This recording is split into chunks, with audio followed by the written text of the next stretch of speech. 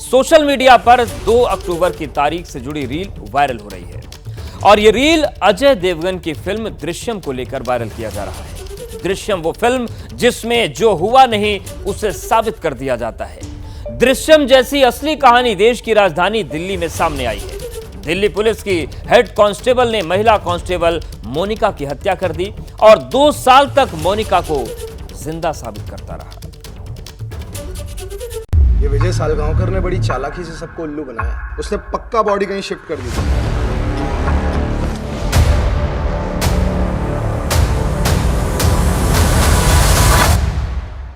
ये विजय सालगांवकर ने बड़ी चालाकी से सबको उल्लू बनाया। उसने पक्का बॉडी कहीं शिफ्ट कर दी थी।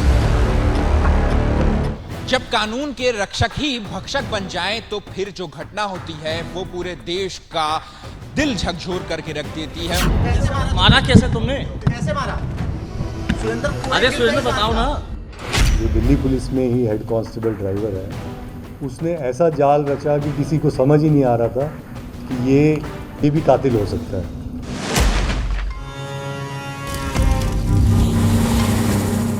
यहाँ से यहीं इसी जगह से इसी स्पॉट से जो है नर कंकाल जो है वो क्राइम ब्रांच की टीम को जो है वो बरामद हुए।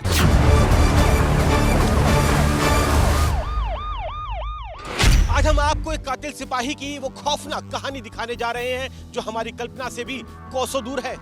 2 साल पुरानी एक मर्डर मिस्ट्री जिसे सुनकर पूरा देश सन्न रह गया है। क्या आप सोच सकते हैं कि जिसे 2 साल पहले बेरहमी से मार दिया गया हो, लेकिन उसके परिवार के सामने उसे 2 साल तक जिंदा साबित किया जाता रहा। भाई साहब एक बार पूरी बात सुनना मेरी। मैंने और मोना ने शादी कर लिया और मेरे घर वाले मेरे पीछे पड़े हुए हैं, ठीक है। और मैं जा रहा हूँ फिलहाल पंजाब, रोहतक के नजदीक हूँ मैं अभी। 10-15 दिन में मैं आपके पास ही आ जाऊंगा, ठीक है। कौन है उसके? कहाँ पे आप उससे कैसे जानते हो भी? मैं इसका दोस्त था। हम दोनों ने शादी कर ली है।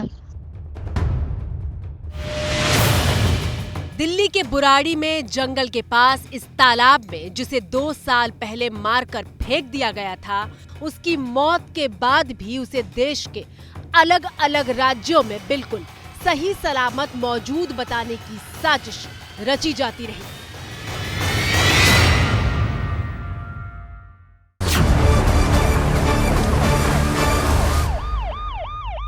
जहाँ से उसको कॉल कराता था वहाँ पे क्या करता था, जो इस लड़की जो डिसीज्ड है इसके बेचारी के जो फोटोकॉपी डॉक्यूमेंट थे आइडेंटिटी कार्ड वगैरह टाइप के, वो जानबूझ के वहाँ ड्रॉप कर देता था। कहाँ पे था तो बोला जी एक लड़की आई थी और एक आदमी था और उनके कागज़ ये छूटे थे, तो देखते तो ये तो उसी के कागज़ है, जबकि वो लड़की होती थी कोई हायर्ड गर्ल। ने अपनी तरफ से परफेक्ट प्लानिंग की थी। और ऐसी ही प्लानिंग के दम पर दिल्ली पुलिस का head constable Surendra Singh Rana Delhi police और मोनिका यादव के परिवार की आंख में धूल झोंकता रहा।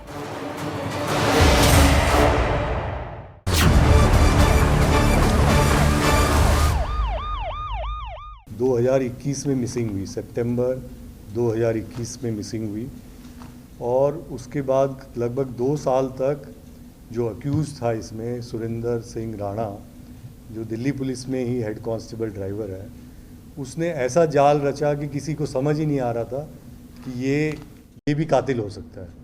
फैमिली के साथ घूमता रहा, फैमिली मेंबर बन के उनके साथ घूमता रहा।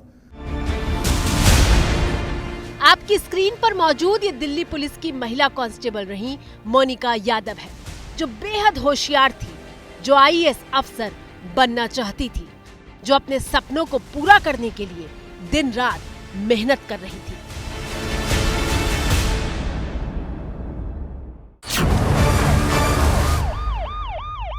लेकिन फिर मोनिका यादव की जिंदगी में हेड कांस्टेबल सुरेंद्र सिंह राणा ने एंट्री ली। आंखों में आईएएस अफसर का सपना लिए मोनिका को भनक तक नहीं थी कि सुरेंद्र सिंह राणा कितना बड़ा हैवान साबित हो सकता है। वो साल 2014 था जब मोनिका यादव ने बतौर constable Delhi police force join की थी। उस वक्त मोनिका की उम्र सिर्फ 24 साल थी। एक कांस्टेबल के लिहाज से मोनिका का प्रोफाइल बेहद शानदार था। मोनिका के पास मास्टर्स की डिग्री थी। मोनिका बीएड कर चुकी थी और उसकी जेआरएफ यानी जूनियर रिसर्च फेलोशिप भी क्लियर थी। लेकिन मोनिका के सपने बड़े थे। उत्तर प्रदेश के बुलंदशहर की रहने वाली मोनिका यूपीएससी की परीक्षा देकर आईएएस अफसर बनना चाहती थी। 2018 में यानी नौकरी के करीब 4 साल बाद मोनिका यादव की मुलाकात दिल्ली पुलिस में हेड कांस्टेबल सुरेंद्र राणा से हुई। दोनों की ड्यूटी पुलिस कंट्रोल रूम में लगी हुई थी। धीरे धीरे दोनों दोस्त बन गए। दोनों की जान पहचान के करीब 2 साल बीत चुके थे। और फिर साल 2020 में मोनिका यादव ने यूपी पुलिस सब इंस्पेक्टर की परीक्षा पास कर ली। मोनिका ने दिल्ली पुलिस सर्विस से इस्तीफा दे दिया। इस्तीफा देने के बाद मोनिका दिल्ली के मुखर्जी नगर इलाके में रहने लगी। यहाँ रहकर वो सिविल सर्विसेज की तैयारी में जुट गई। राणा उसकी मदद करने लगा। राणा उसके परिवार वालों से भी मिला। दोनों के बीच रिश्ता दोस्ती और मदद का था।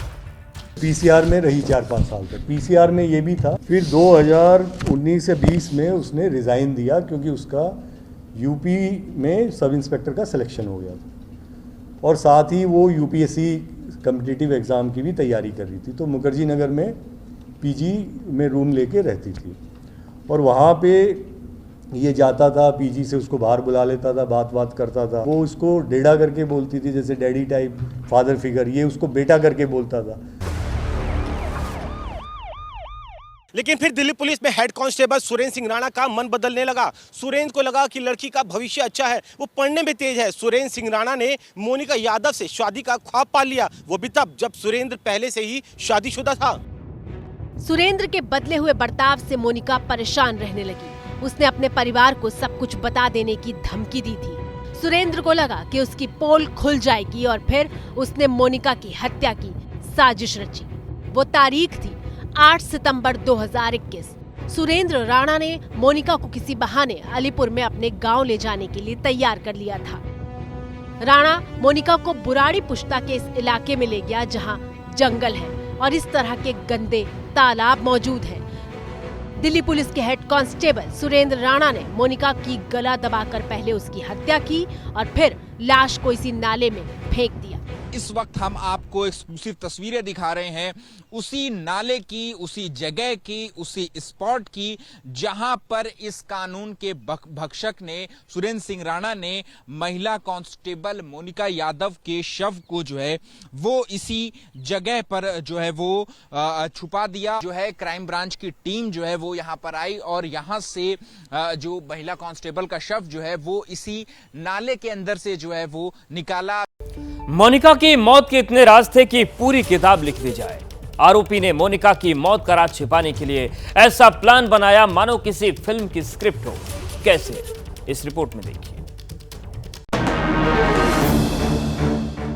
और इसके बाद कातिल कांस्टेबल ने मोनिका की मौत का राज छिपाने के लिए ऐसा प्लान बनाया मानो किसी फिल्म की स्क्रिप्ट हो। ये विजय सालगांवकर ने बड़ी चालाकी से सबको उल्लू बनाया। उसने पक्का बॉडी कहीं शिफ्ट कर दी थी। मोनिका के गायब होने के करीब 1.25 महीने बाद 20 अक्टूबर 2021 को दिल्ली के मुखर्जी नगर थाने में मोनिका के लापता होने की शिकायत दर्ज की गई। मोनिका का कोई सुराग नहीं मिल रहा था क्योंकि सुरेंद्र राणा लगातार पुलिस को गुमराह कर रहा था। गुमराह कैसे कर रहा था वो समझिए। अपनी प्लानिंग में सुरेंद्र ने अपने साले राविंद्र को शामिल किया।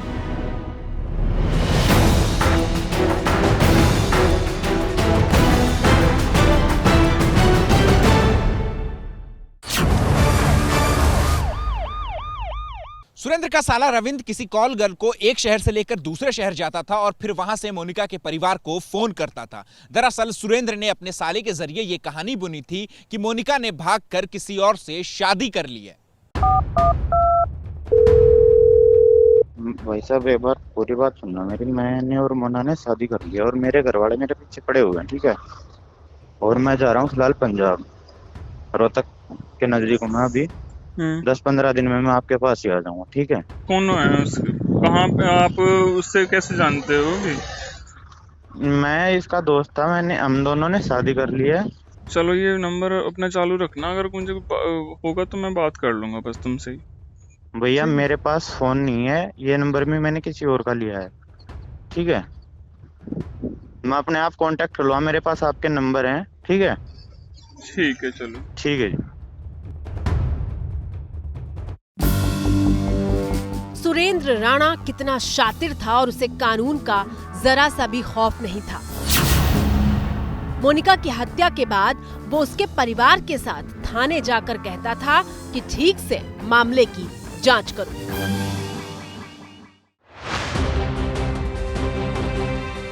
सुरेंद्र का साला कभी पंजाब तो कभी हिमाचल प्रदेश के होटलों में कॉल गर्ल के साथ भटकता और वहां मोनिका के डॉक्यूमेंट्स का इस्तेमाल करके रूम बुक करता, जिससे ये लगता रहा कि मोनिका जिंदा है।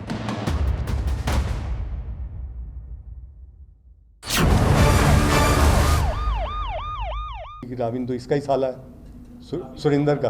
फिर राविन ने कहा कि मैं तो इसलिए कर रहा था कि मेरे को इसने कहा कि मैं तेरी बहन को छोड़ दूंगा और अगर तूने मेरा साथ नहीं दिया, मेरे को एक रिटन स्क्रिप्ट देता था हर बार कि कागज़ पे तुमको केवल इतना बोलना है कि हम ठीक हैं, इससे आगे कुछ मत पूछिए, मैं ज़्यादा बात नहीं कर सकता हूँ। बीच बीच में परिवार को उसके सही सलामत होने का दिलासा देने वाली रिकॉर्डिंग भी सामने आ जाती थी।